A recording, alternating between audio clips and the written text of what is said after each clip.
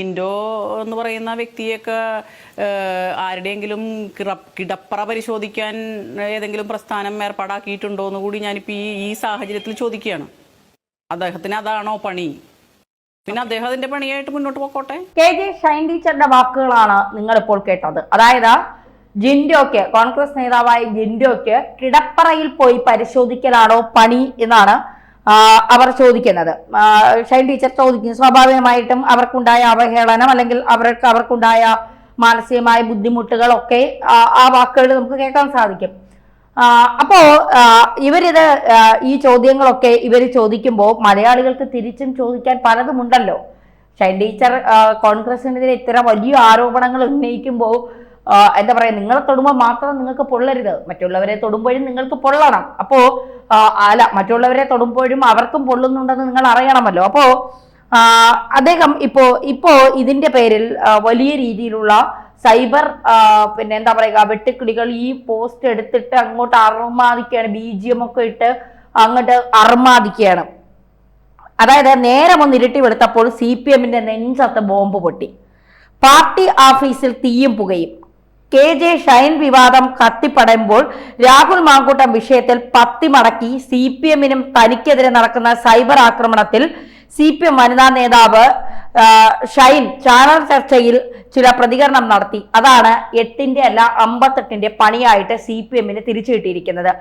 കിടപ്പറ പരിശോധിക്കലാണോ കോൺഗ്രസ് നേതാവ് ജിൻഡോയുടെ പണിയെന്ന് ഷൈൻ ചാനലിൽ പൊട്ടിത്തെറിച്ച് ചോദിച്ചു. എന്നാൽ അതിനുള്ള മറുപടി മലയാളികളാണ് കൊടുത്തത്. CPM-ന്റെ പഴയ പല കഥകളും സൈബറിടം തോണ്ടി പുറത്തിട്ടു.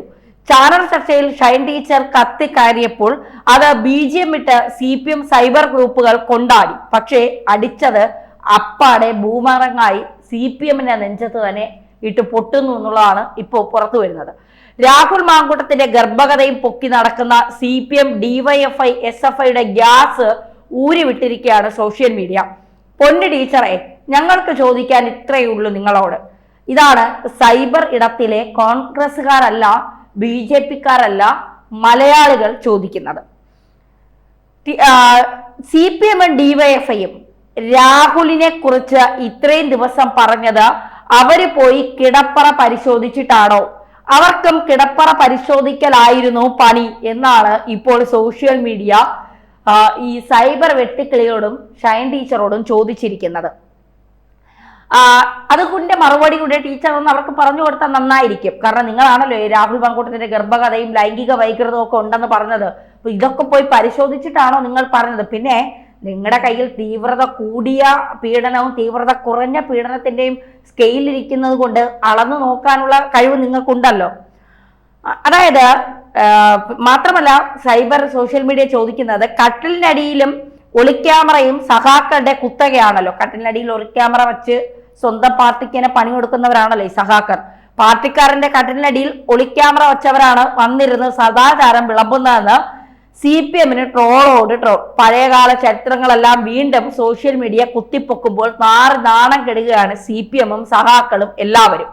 എറണാകുളം മുൻ ജില്ലാ സെക്രട്ടറി ഗോപി കോട്ടമുറിക്കലിന്റെ മുറിയിൽ ഒളിക്യാമറ വച്ചത് ചൂണ്ടിക്കാട്ടിയായിരുന്നു ഈ പരിഹാസം വന്നത്. ഒളിക്യാമറ വിവാദത്തിൽ തന്നെ കുടുക്കിയത് പാർട്ടി സംസ്ഥാന കമ്മിറ്റി അംഗങ്ങളായ S. ശർമ്മയും K. ചന്ദ്രൻപിള്ളയുമാണെന്ന് ഗോപി കോട്ടമുറിക്കൽ പിന്നീട് വെളിപ്പെടുത്തിയത് CPM-നെ നാണക്കേടിന്റെ പടുക്കുഴിയിൽ തള്ളിയിരുന്നു.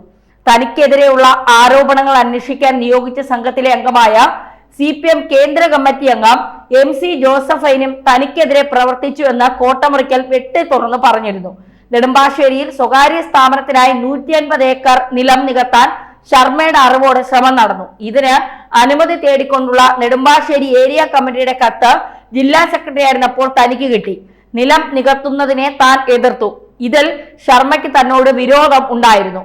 താനുമായി ബന്ധമുണ്ടെന്ന് ആരോപിക്കപ്പെടുന്ന അഭിഭാഷകയിൽ നിന്ന് നിർബന്ധപൂർവ്വം പരാതി എഴുതി വാങ്ങാൻ ശ്രമം നടന്നതായും ഗോപി കോട്ടമുറയ്ക്കൽ ആരോപണം ഉന്നയിച്ചിരുന്നു.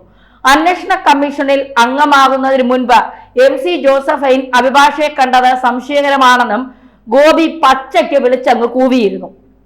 ഇതെല്ലാം ഇപ്പോൾ സോഷ്യൽ മീഡിയ വീണ്ടും തോണ്ടി CPM-ന്റെ വാക്കകത്ത് തന്നെ കൊടുത്തിരിക്കുകയാണ്. സ്വന്തം നേതാവിനെ പോലും കൊടുക്കാൻ ഒരു കൂട്ടം ആൾക്കാർ ഒളിക്യാമറ വച്ചപ്പോൾ അന്ന് നാറി നാണം കെട്ട CPM ആണോ ഇന്നിപ്പോൾ മറ്റു പാർട്ടിക്കാരെ ചൊറിയാൻ നിൽക്കുന്നത് എന്ന ചോദ്യമാണ് ഉയരുന്നത്. KJ ഷൈനെതിരെ നടക്കുന്ന സൈബർ ആക്രമണം അതിരുകടക്കുന്നുണ്ട്. കോൺഗ്രസ് ഗ്രൂപ്പുകൾ, പ്രത്യേകിച്ചും രാഹുൽ ഷാഫി അനുകൂല സൈബർ ഗ്രൂപ്പുകൾ വലിയ ആക്രമണമാണ് നടത്തുന്നത്. രാഹുൽ വിവാദം ഒന്ന് കെട്ടടങ്ങുന്നതിന് വേണ്ടി അവർക്ക് കിട്ടിയ പിടിവള്ളിയാണ് KJ ഷൈൻ സഖാവിന്റെ ചില കഥകൾ. അതുകൊണ്ട് അവരത് മാക്സിമം എടുത്ത് അലക്കുകയാണ്. ഇതോടെ അയ്യോ സ്ത്രീകളെ വേട്ടയാടുന്ന അപമാനിക്കുന്ന കോൺഗ്രസ്, പെൺവേട്ടക്കാരൻ എന്നൊക്കെ പറഞ്ഞ് CPM സൈബർ ഗ്രൂപ്പുകളുടെ കരച്ചിലോട് കരച്ചിലാണ്. CPM DYFI നേതാക്കൾ ഇടയ്ക്കിടെ വന്ന് ചാനലുകൾക്ക് മുന്നിൽ ഒപ്പാരിയിടുകയാണ്. തങ്ങളുടെ നേതാവിനെ അപമാനിച്ചേ, വനിതാ നേതാവിന് പോലും ഇങ്ങനെയാണ് പെരുമാറുന്നത് എന്നൊക്കെ പറഞ്ഞ് കണ്ടില്ലേ ആ തെമ്മാടികൾ സ്ത്രീകളെ ആക്രമിക്കുന്നത് എന്നൊക്കെയാണ് CPMന്റെ കരച്ചിൽ. ഇത് പറയാൻ സഹാക്കൾക്ക് എന്ത് യോഗ്യതയാണുള്ളത്? സ്ത്രീകളെ അങ്ങേയറ്റം അപമാനിച്ചിട്ടുള്ളവരാണ് ഈ സഹാക്കൾ. ആന്തൂർ സാജന്റെ ഭാര്യയെ കുറിച്ച് ഇല്ലാത്ത അവിഹിത കഥ പാർട്ടി പത്രമായ ദേശാഭിമാനി വഴി എഴുതി വെച്ചിട്ട് ആഘോഷിച്ച CPM ആണിപ്പോൾ സൈബർ ആക്രമണത്തെ കുറിച്ചും പെണ്ണുങ്ങളെ വേട്ടയാടുന്നതിനെ കുറിച്ചും കണ്ണീരൊഴിക്കുന്നത്. നാണമില്ലേ സഹാക്കന്മാരെ? സാജനെയും ആന്തൂർ സാജനെയും കുടുംബത്തെയും കേരളം മറക്കില്ല. ആ മനുഷ്യനെ ആത്മഹത്യയിലേക്ക് തള്ളിവിട്ടത് പാർട്ടി സെക്രട്ടറി MV ഗോവിന്ദന്റെ ഭാര്യ PK ശ്യാമളയാണ്. നിയമ പോരാട്ടവുമായി സാജന്റെ കുടുംബം മുന്നോട്ട് പോയപ്പോൾ സാജന്റെ ഭാര്യയെ വളഞ്ഞിട്ട് ആക്രമിച്ചു. കണ്ണൂരിലെ നെറുകെട്ട CPMകാർ ഭാര്യയ്ക്ക് ഡ്രൈവറുമായി ഉണ്ടായ അവിഹിത ബന്ധം പ്രവാസി വ്യവസായി സാജൻ അറിഞ്ഞതുകൊണ്ടായ വിഷമത്തിലാണ് അയാൾ ആത്മഹത്യ ചെയ്തതെന്ന് കണ്ണൂരിലെ CPM നേതൃത്വവും CPM മാധ്യമങ്ങളും പ്രചരിച്ചതിനെ തുടർന്ന് സാജന്റെ ഭാര്യ കൊടുത്ത പരാതിയിൽ ഒരു DYSPയുടെ നേതൃത്വത്തിൽ ആ വിഷയം അന്വേഷിച്ച് ആത്മഹത്യ ചെയ്ത സാജന്റെ പരാതിക്കെതിരെ പ്രചരിക്കുന്നത് ബോധപൂർവം കെട്ടിച്ചമച്ച ആരോപണമാണെന്ന് അന്വേഷണത്തിൽ നിന്ന് ബോധ്യപ്പെട്ടു. എന്നിട്ട് ഈ വാർത്ത പടച്ചുണ്ടാക്കിയവർക്കും പ്രചരിപ്പിച്ചവർക്കുമെതിരെ എന്തെങ്കിലും നടപടി സ്വീകരിച്ചു? ഇല്ല. എന്തുകൊണ്ട് സ്വീകരിച്ചില്ല? CPM ആണ് സംസ്ഥാനം ഭരിക്കുന്നത് എന്നുള്ളത് കൊണ്ട് മാത്രമാണ്. CPM മാധ്യമങ്ങൾ പ്രചരിച്ച ആ വാർത്ത വേറെ ഏതെങ്കിലും മാധ്യമമാണ് അത് ചെയ്തതെങ്കിൽ അവർക്കെതിരെ ജാമ്യമില്ലാ വകുപ്പ് പ്രകാരം നിങ്ങൾ കേസെടുത്തേനെ. ആന്തൂർ സാജന്റെ ഭാര്യയുടെ ശാപം അത്ര പെട്ടെന്നൊന്നും പോകില്ല സഹാക്കളെ. ഇവിടെ പാർട്ടി പത്രത്തിന് നേരെ ഒരു അക്ഷരം മിണ്ടില്ല. സംസ്ഥാനം ഭരിക്കുന്നവർ അന്ന് വലിയ നാണക്കേടിലേക്ക് ആ കുടുംബത്തെ തള്ളിവിട്ടു. നിയമ പോരാട്ടവുമായി അവർ മുൻപോട്ട് പോയതാണ് CPMനെ ചൊടിപ്പിച്ചത്. അതിനാണ് സാജന്റെ ഭാര്യയെ ഇല്ലാ കഥകൾ മേഞ്ഞാക്രമിക്കാൻ ശ്രമിച്ചത്. ഏറ്റവും വലിയ നീതികേടാണ് നിങ്ങൾ ആ സ്ത്രീയോട് കാണിച്ചത്. തീർന്നില്ല. 2 വർഷങ്ങൾക്ക് മുമ്പ് മഹാരാജാസ് കോളേജിൽ പഠിച്ചിരുന്ന അന്നത്തെ SFI സംസ്ഥാന സെക്രട്ടറി ആർഷോ പരീക്ഷ എഴുതാതെ പാസ്സായി കോളേജ് വെബ്സൈറ്റിൽ വന്ന കാര്യം ചൂണ്ടിക്കാണിച്ച് റിപ്പോർട്ട് ചെയ്തതിന് ഏഷ്യാനെറ്റ് റിപ്പോർട്ടർ അഖില നന്ദകുമാറിനെതിരെ ജാമ്യമില്ലാ വകുപ്പിൽ കേസെടുത്തു.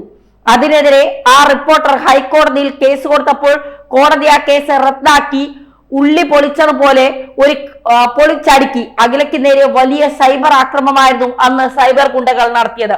കേട്ടാൽ അറയ്ക്കുന്ന തെറി അഭിഷേകമാണ് DYFI SFI ഗ്രൂപ്പുകൾ നടത്തിയത്. ചാനൽ ചർച്ചയ്ക്കിടെ CPMനെ വിമർശിക്കുന്ന സ്മൃതി പരുത്തിക്കാട് CPM സൈബർ ഗുണ്ടകളുടെ സ്ഥിരമിരയാണ്. പച്ചത്തെറിയാണ് അവരെ വിളിക്കുന്നത്. സൈബർ ആക്രമണം അല്ലേ അത് പിന്നെ എന്ത് ആക്രമണമാണ്? ആ സ്ത്രീകളിൽ നിന്ന് നിങ്ങൾ വേട്ടയാടാറില്ലേ? നിങ്ങളുടെ കമ്മി ഗ്രൂപ്പുകളിൽ നിന്ന് എത്ര മാധ്യമ പ്രവർത്തകരെയാണ് വെടികൾ, ഇവളൊക്കെ വേശ്യകൾ, വെടികൾ, ഇവളൊക്കെ പോക്ക് കേസുകൾ എന്നൊക്കെ എത്ര സ്ത്രീകളെയും മാധ്യമ പ്രവർത്തകരെയുമാണ് നിങ്ങൾ വിളിച്ചു കൂകിക്കൊണ്ടിരിക്കുന്നത്. ഇതൊന്നും സ്ത്രീകൾക്ക് നേരെയുള്ള ആക്രമണമല്ലേ ഷൈൻ ടീച്ചറെ? ഇതൊന്നും ഞങ്ങൾക്ക് പൊള്ളില്ലേ? ഞങ്ങൾക്ക് വേദന എടുക്കില്ലേ? ഞങ്ങൾ വെടികളാണെന്ന് ഇവർ വന്ന് അന്വേഷിച്ചിട്ടാണോ പറയുന്നത്? ഞങ്ങൾ പോക്ക് കേസുകളാണെന്ന് ഇവന്റെയൊക്കെ വീട്ടിൽ നിന്ന് വന്ന് അന്വേഷിച്ചിട്ട് കിട്ടിയ സർട്ടിഫിക്കറ്റുകളാണോ? അപ്പോ നിങ്ങളെ തൊടുമ്പോൾ നിങ്ങൾക്ക് നന്നായി പൊള്ളുന്നുണ്ടല്ലേ? ഇതുപോലെയാണ് രാഹുൽ മാങ്കൂട്ടത്തിന് അമ്മയുണ്ട്, പെങ്ങന്മാരുണ്ട്, കുടുംബാംഗങ്ങളുണ്ട്. നിങ്ങൾ അവരെ തൊടുമ്പോൾ അവർക്കും പൊള്ളും. അതുകൊണ്ട് ടീച്ചർ ഇങ്ങനെ നടന്ന് നിലവിളിച്ചിട്ടൊന്നും ഒരു കാര്യവുമില്ല. കൊടുക്കുന്നത് തിരിച്ചു കിട്ടും. പണ്ടാണ് പിന്നെ ഇപ്പം ഉടനടിയാണ്.